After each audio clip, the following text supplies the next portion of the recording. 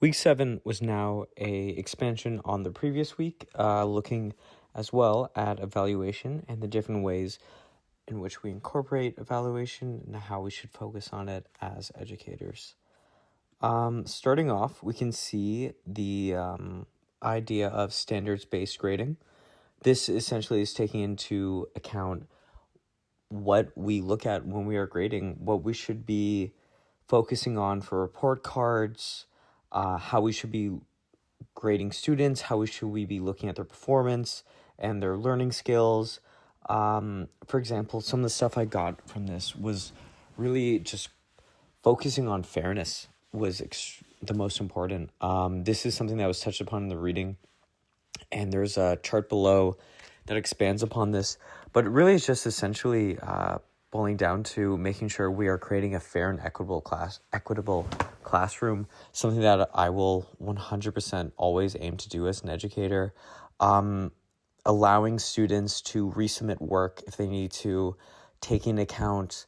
their situation, who they are as people, like potentially if there's any issues at home, socioeconomic issues that are burdening them, and ensuring that we are just there to support them and be able to be there for them in any way they need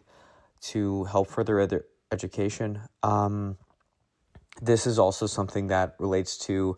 looking at the most recent assignment they've submitted and not pulling only from coursework that they have done previously that is either good or it's bad, ensuring that they're staying on track and that we are having students who are creating good habits, making sure that they don't just get, say, like 100 on assignment. They're like, okay, I can coast for the rest of the year, so that they're creating something that is sustainable, understanding that in life, it is extremely valuable and always important for them to give their best, to ensure that they're trying and being there and showing up and being present. This is something that is an amazing part of life, and really just having these skills be imparted on them at an early age is extremely important. We also are looking at things such as ungrading, having students learn what not to do and what to do, having them, giving them assignments that aren't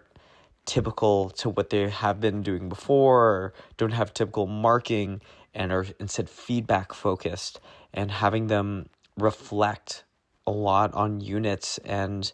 their coursework, and just giving like self-grading for themselves too is extremely important, something that